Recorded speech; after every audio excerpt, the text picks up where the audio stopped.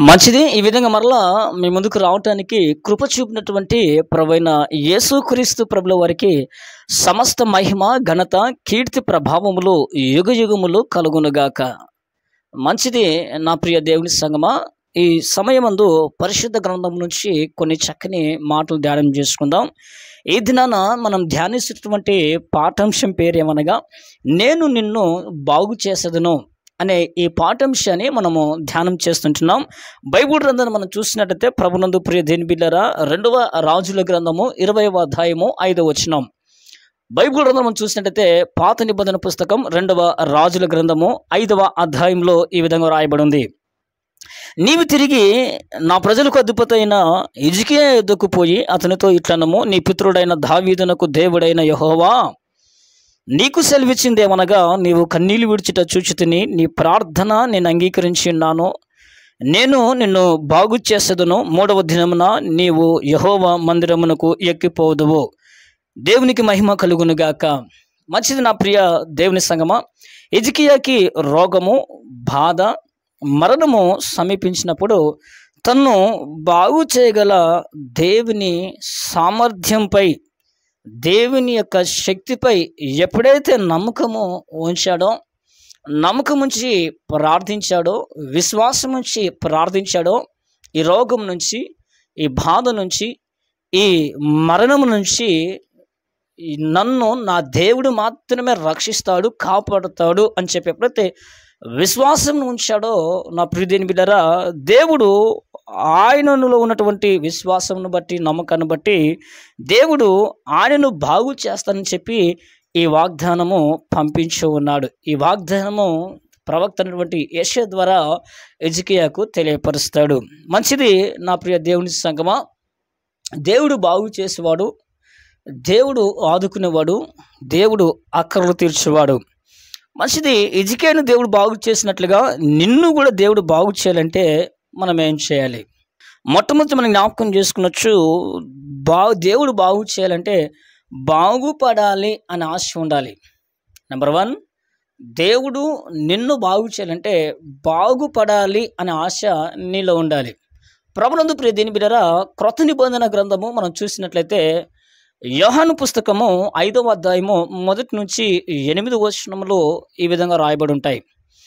యేసుక్రీస్తు ప్రభుల వారు ఒక రోజున యూదుల పండుగ జరుగుతున్నప్పుడు, ఆ పండుగకి ఆయన వెళ్తుంటున్నప్పుడు హిబ్రూ భాషలో పిలుస్తున్నటువంటి బేతస్తా కోనేరు అనే కోనేటి దగ్గర 5 మండపంలో ఉన్నారని బైబిల్లో రాయబడింది. అందులో చాలామంది రోగులు ఉన్నారని, కుంటివారు ఉన్నారని, ఊచకాలు వాళ్ళు, ఊచ చేతులు వారు ఉన్నారని, రోగగ్రస్తులు, వ్యాధిగ్రస్తులు ఉన్నారని చెప్పి బైబిల్ గ్రంథంలో రాయబడి ఉంది. ఆ బేతస్తా కొనేటున్నటువంటి నీటిని ఏదో ఒక సమయమున దేవదూత వచ్చి ఆ నీటిని కదిలించినప్పుడు, అల్లాడించినప్పుడు ఆ నీటిలో ఎవరైతే ముందుగా వెళ్ళి పడుతుంటున్నారో అప్పుడు ఆ వ్యక్తి బాగుపడి ఆ వ్యక్తి రోగం నుంచి విడుదల పొందుకునేవాడు. ప్రభునందు ప్రియ దేని బిడ్డలారా, ఆ యొక్క మార్గంలో ఆ బేతస్తా కొనేటి సమీపం కూడా యేసయ్య వెళ్తుంటున్నప్పుడు ఆ బేతస్తా కొనేటి దగ్గర 38 సంవత్సరాలు ఒక వ్యక్తి రోగగ్రస్తుడై ఉన్నాడు. ఆ వ్యక్తి బాగుపడాలని ఆశ కలిగి, ఆ రోగం నుంచి విడుదల కలగాలని ఆశ కలిగి ఆ బేతస్తా కొనేటి దగ్గర కూర్చొని ఉన్నాడు. యేసయ్య వెళ్ళి అడుగుతున్నాడు, నువ్వు బాగుపడాలనుకుంటున్నావా అని అంటున్నాడు. బాగుపడాలని నాకు ఆశ అయితే ఉంది, కానీ నా వారు ఎవరు లేరు, నా స్నేహితులు, నా బంధువులు ఎవరు లేరు. ఇదిగో దేవదూత వచ్చి ఆ నీటిని కదిలించినప్పుడు నేను వెళ్ళి ఆ నీటిలో పడాలని, ఆ నీటిని తాకాలని ఆశపడుతున్నాను, ఎవరు లేరు అని చెప్పి తన బాధను తెలియపరిచినప్పుడు యేసుక్రీస్తు ప్రభుల వారు తనలో ఉన్నటువంటి ఆ ఆశ, బాగుపడాలి అనే ఆశను చూసి యేసయ్యని పరిపెత్తుకుని వెళ్ళు అని ఆ వ్యక్తితోని చెప్పడం మనము చూస్తూ ఉంటున్నాం. ప్రభునందు ప్రియ దేని ద్వారా గమనించండి, ఇంచుమించు 38 సంవత్సరములు ఆ యొక్క వ్యాధిగ్రస్తుడు, రోగగ్రస్తుడు బాగుపడాలని ఆ బేతస్తా కొనేటి దగ్గర ఆ వ్యక్తి నిరీక్షణ కలిగి, విశ్వాసం కలిగి, నేను ఆ నీటిని త్రాకాలని చెప్పి ఆ వ్యక్తి ఉన్నట్లుగా మనం చూస్తుంటున్నాం. ఈరోజు పాడైన నీ జీవితాన్ని, పాడైన నీ కుటుంబం అనే జీవితాన్ని ఏ రూపంలో నువ్వు పాడైపోయావో, వ్యాధి రూపంలో పాడైపోయారేమో, అప్పుల రూపంలో పాడైపోయి ఉన్నారేమో, నిందల రూపంలో పాడైపోయి ఉన్నారేమో, వివిధ రకాల కష్ట నష్టాలను బట్టి మీరు పాడై ఉన్నారేమో. నీవు బాగుపడతావని ఆశ నీలో ఉన్నట్లయితే నేను ప్రకటించే నా దేవుడు యేసుక్రీస్తు ప్రభుల వారు ఖచ్చితంగా నిన్ను బాగు చేస్తాడు, ఖచ్చితంగా నిన్ను ఆదుకుంటాడు. బేతస్తా కోనేటి దగ్గర 38 సంవత్సరములు ఉన్నటువంటి ఆ వ్యక్తిని ఆశని బట్టి నా ప్రభువు తన మాటను తన నోటి ద్వారా స్వస్థపరిచి ఆ వ్యక్తికి చక్కటి జీవితాన్ని, ఆరోగ్యాన్ని ఇచ్చాడు. ఈరోజు నువ్వు దేవుని సన్నిధికి వెళ్తున్నావు, దేవుని మందిరానికి వెళ్తున్నావు, దేవుని ఆరాధిస్తున్నావు, దేవుని ఘనపరుస్తున్నావు, దేవుని స్తుతిస్తున్నావు, దేవునికి ప్రార్థిస్తున్నావు, చాలా సంతోషం. కానీ దేవుని సన్నిధికి వెళ్తున్నటువంటి నీవు, దేవుని మందిరానికి వెళ్తున్నటువంటి నువ్వు, నా ప్రియ దేని బిడ్డలారా గమనించండి, నేను బాగుపడతాను అని ఆశ ఉందా? నా దేవుడు నన్ను బాగు చేస్తాడు అని ఆశ ఉందా? హిజ్కియా మహారాజును మనం పరిశీలించినట్లయితే హిజ్కియా మహారాజు ఈ రోగం నుంచి, ఈ బాధ నుంచి, ఈ మరణం నుంచి, ఈ మరణ పడక నుంచి నా దేవుడును బాగు చేస్తాడు, ఆయనకు సామర్థ్యం కలదు అని అనుకున్నాడు. కాబట్టి ఆయనకు వాగ్దానం పంపించి నేను నిన్ను బాగు చేస్తాను అని దేవుడు మాట్లాడుతూ వస్తుంటున్నాడు. ప్రభునందు ప్రియ దేవుని బిడ్డలారా, మనము బేతస్తా కోనేటి దగ్గర ఉన్నటువంటి వ్యక్తిని చూస్తే యేసే తన ఆశ కలిగి బాగుపడాలి అనే ఆశను ఉన్న విధానాన్ని బట్టి ఆ వ్యక్తిని బాగు చేశాడు. రెండోది మనం బైబిల్ గ్రంథం చూసినట్లయితే ఇర్మియా గ్రంథము 3వ అధ్యాయం 22వ వచనంలో రాయబడి ఉంటుంది. రెండవదిగా ఇర్మియా గ్రంథము 3వ అధ్యాయం 22వ వచనం రాయబడి ఉంటుంది, దేవుని యొద్దకు నీవు రావాలి అని చెప్పి రాయబడి ఉంటుంది. అక్కడ అంటున్నారు, మేము మీ సన్నిధికి వస్తామయ్యా అని చెప్పి రాయబడి ఉంటుంది. వారు పాపం చేత భ్రష్టులైనప్పుడు, అవిశ్వాసపు ఘాతకులైనప్పుడు, దేవుని యందు వారు తొలగిపోయినప్పుడు, శ్రమలు కూడా వారు ఉన్నప్పుడు, ఇబ్బందులు కూడా వారు ఉన్నప్పుడు, వారిని ఆదుకున్న వారు, బాగు చేసి వారు లేనప్పుడు వారు అంటున్న మాట ఏంటంటే, మేము నీ యొద్దకు వస్తామయ్యా, నీ సన్నిధికి వస్తామయ్యా అని చెప్పి మాట్లాడుతున్నారు. రెండోదిగా నువ్వు బాగుపడాలి, దేవుడు నిన్ను బాగు చేయాలంటే నువ్వు దేవుని యొద్దకు రావాలి, దేవుని సన్నిధిని వెదకాలి, దేవుని మందిరమును వెదకాలి. కీర్తన 122వ అధ్యాయం 1వ వచనం చూసినట్టయితే, జనులు యెహోవా మందిరముకు వెళుదాము అని అన్నప్పుడు నేను సంతోషిస్తూని, నేను ఆనందించుతుని అని చెప్పి భక్తుడైనటువంటి రాజునటువంటి దావీదు సెలవిస్తున్నాడు. ప్రభునందు ప్రియ దేవుని బిడ్డలారా, నువ్వు దేవుని యొద్దకు వెళ్తున్నావా, లోకం యొద్దకు వెళ్తున్నావా? దేవుని యొద్దకు వెళ్తున్నావా, మనుషుల యొద్దకు వెళ్తున్నావా? దేవుని యొద్దకు వెళ్తున్నావా, పాపం యొద్దకు వెళ్తున్నావా? ఒకసారి గమనించు. నువ్వు ఈ రోజున దేవుని ఎదుకు రాకుండా నీ ఇష్టానుసరమైనటువంటి జీవితాన్ని, నీకు నచ్చినటువంటి మార్గంలో నువ్వు వెళ్తూ దేవుడు నన్ను బాగు చేయాలి అని అనుకునడము మూర్ఖత్వం కదా, అది తెలివిలేని జీవితము కదా, జ్ఞానం లేని జీవితం కదా. నువ్వు బాగుపడాలంటే, నీ కుటుంబము బాగుపడాలంటే, నిన్ను దేవుడు బాగు చేయాలంటే నువ్వు దేవుని ఎదుకు రావాలి, దేవుని సన్నిధిని వెతకాలి, దేవుని మార్గాలు కూడా నువ్వు నడవాలి కదా. అందుకంటున్నాడు రెండోదిగా దేవుడు ఇర్మియా 3వ అధ్యాయం 2వ వచనంలో, నీవు నా యొద్దకు రావాలి. నువ్వు ఎక్కడికి వెళ్తున్నావు ఈ రోజున గమనించు. నీ ప్రయాణం దేవుని యొద్దకేనా? నీ గమ్యం దేవుని యొద్దకేనా? నీ మార్గం దేవుని యొద్దకేనా? నీ గురి దేవుడేనా, యేసయ్యేనా?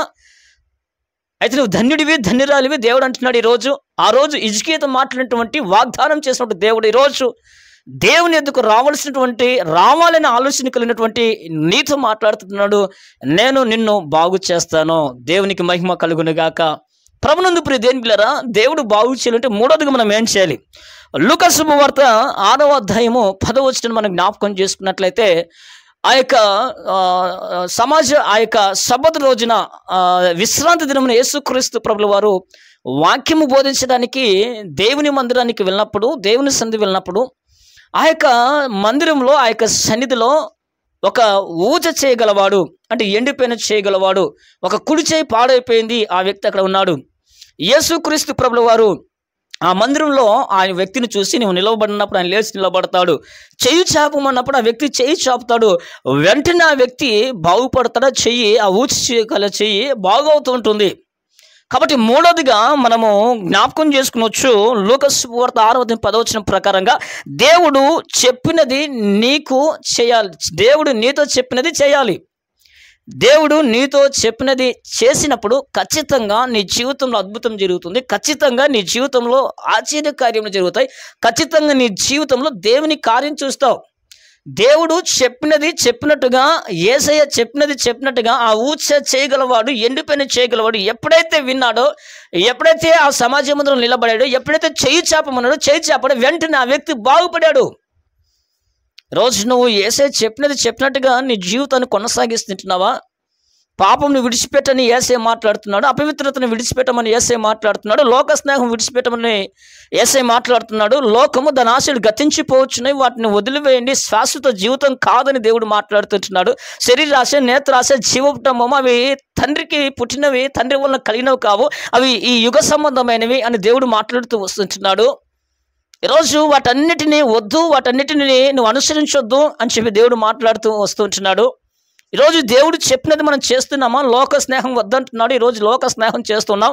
నేత్రాశ, శరీరాశ, జీవకుటుంబం వద్దు అంటున్నాడు. లోక ఆశలు, లోక సాంప్రదాయాలు వద్దు అంటున్నాడు. వాటిని మనం అనుసరిస్తూ దేవుడు నన్ను బాగు చేయాలనుకుంటున్నాం. మూర్ఖత్వం కాదది, జ్ఞానం లేని, తెలివి లేని జీవితం కాదది. తెలివి ఉన్నవారు ఎవరైనా కానీ, జ్ఞానం ఉన్నవారు ఎవరైనా కానీ దేవుడు చెప్పినట్టుగా విని బాగుపడతారు. ఈ రోజున నువ్వు మందిరానికి వెళ్తున్నాను, సన్నిధికి వెళ్తున్నాను, పాట పాడుతున్నాను, ప్రార్థన చేస్తున్నాను, గత కొన్ని వారాలు దేవుని మందిరానికి వెళ్తున్నాను, దేవుడిని బాగు చేయలేకపోతున్నాను అనుకుంటున్నట్టు నీవు దేవుడు చెప్పినట్టుగా నేను చేస్తున్నానా? దేవుని మాట నేను వింటున్నానా? ఆయన కూర్చున్న అక్కడ కూర్చుంటున్నానా? నిల్చిన అక్కడ నిల్చుంటున్నానా? ఆయన వెళ్ళమనక్కడికి వెళ్తున్నానా? వద్దనక్కడికి నేను మానుకుంటున్నానా? ఆయన చెప్పినది నేను చేస్తున్నానా? నా జీవితము యేసయ్య చెప్పినట్టుగానే నేను వింటున్నానా? లేక నాకు చెప్పినట్టుగా మనుషులు చెప్పినట్టుగా లోక తీరుగా నేను నడుస్తున్నానా? ఒకసారి పరిశీలించుకునండి నా ప్రియ దేవుని సంగమా. ఈరోజు నా యేసయ్య నిన్ను బాగు చేయాలంటే మూడోదిగా అంటున్నాడు, నేను నీతో చెప్పినట్టుగా చేయాలి.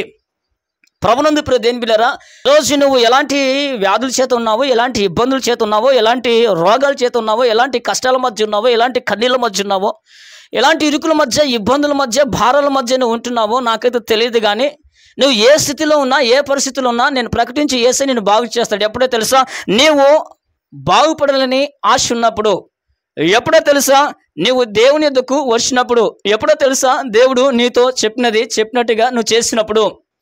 మనుషులు జ్ఞానవంతులు, మనుషులు తెలివివంతులు, మనుషులు అన్ని విధాలుగా ఆదుకుంటారు అనుకుంటావు. ఎంత జ్ఞానవంతులైనా, ఎంత తెలివివంతులైనా వస్తువులను బాగు చేస్తారు, పాడైన వస్తువులను బాగు చేస్తారు, పాడైన ఇండ్లను బాగు చేస్తారు, పాడైనటువంటి దుస్తులను, వస్త్రాలను బాగు చేస్తారు. కానీ పాడైన జీవితాలను మనుషులు బాగు చేయలేరు. పాడైన జీవితాన్ని బాగు చేసేది ఎవరంటే నేను ప్రకటించు యేసు క్రీస్తు ప్రభుల వారు.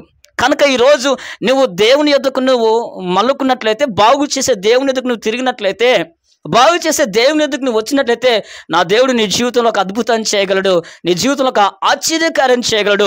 ఎజికియా జీవితంలో నా దేవుడు చేసిన అద్భుతాన్ని నీ జీవితంలో చేయగలడు. ఇదిగో బేతస్తో కొన్నిటి దగ్గర 38 సంవత్సరాలు పడిన ఆ వ్యక్తి జీవితంలో నా దేవుడు అద్భుతం చేసింది నీ జీవితంలో చేయగలడు. ఇదిగో నా దేవుడు ఆ ఇశ్రాయేలు ప్రజలు పాపం నుంచి భ్రష్టులైనప్పుడు, అవిశ్వాసకు భ్రష్టులైనప్పుడు నీ యొద్దకు వస్తాము, మీరు మమ్మల్ని బాగు చేస్తారని వారు విశ్వసించి దేవుని ఎదుకు వచ్చినప్పుడు, ఇదిగో నీవు విశ్వసించి దేవుని ఎదుకు వచ్చినప్పుడు నీ జీవితంలో అద్భుతాన్ని నా దేవుడు చేస్తాడు. ఇదిగో ఊచ చేయగల ఒక వ్యక్తి దేవుని మాట విని నిలబడి తన చెయ్యి చాపినప్పుడు సమాజ మందిరంలో బాగుపడినటువంటి వ్యక్తిలా నువ్వు దేవుని మాట వింటే ఈరోజు నీ జీవితంలో ఒక అద్భుతాన్ని చేస్తాడు.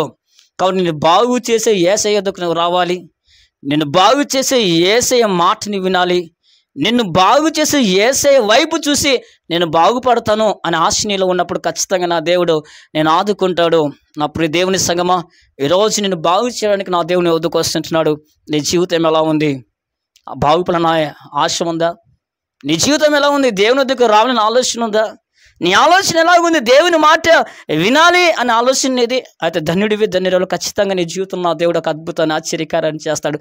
ఒకవేళ నీవు బాగుపడను అని ఆశ ఉందేమో, దేవుని ఎదుగు వెళ్ళకుండా ఇష్టానుసారంగా తిరుగుతున్నావేమో, దేవుని మాట చెప్పినట్టుగా నువ్వు చేయట్లేదేమో, ప్రభునందు ప్రియ దేవుని బిడ్డలారా, దేవుని సేవకుడు మిక్కిలి మిమ్మల్ని బ్రతిమలాడుచుంటున్నాను. ఈరోజు నీ జీవితాన్ని మార్చుకొని, ఈరోజు నీ బ్రతుకుని మార్చుకొని, ఈరోజు నీ ఉద్దేశాలు మార్చుకొని, ఆలోచనలు మార్చుకొని నిన్ను బాగు చేసే దేవుని వైపు నువ్వు తిరిగితే ఎంత బాగుంటుంది. బాగు చేస్తాడు అని దేవుని వైపు తిరిగినటువంటి హిజ్కియా వలె నువ్వు దేవుని యొక్క శక్తిపై, దేవుని యొక్క సామర్థ్యంపై నమ్మకం ఉంచి ఆయన వైపు వస్తే నీ జీవితంలో నా దేవుడు అద్భుతం చేస్తాడు. మీరందరూ కూడా దేవుని ఆశ్రయించి బాగుపడాలని దీని సేవకుడిగా ఆశపడుతుంటున్నాను.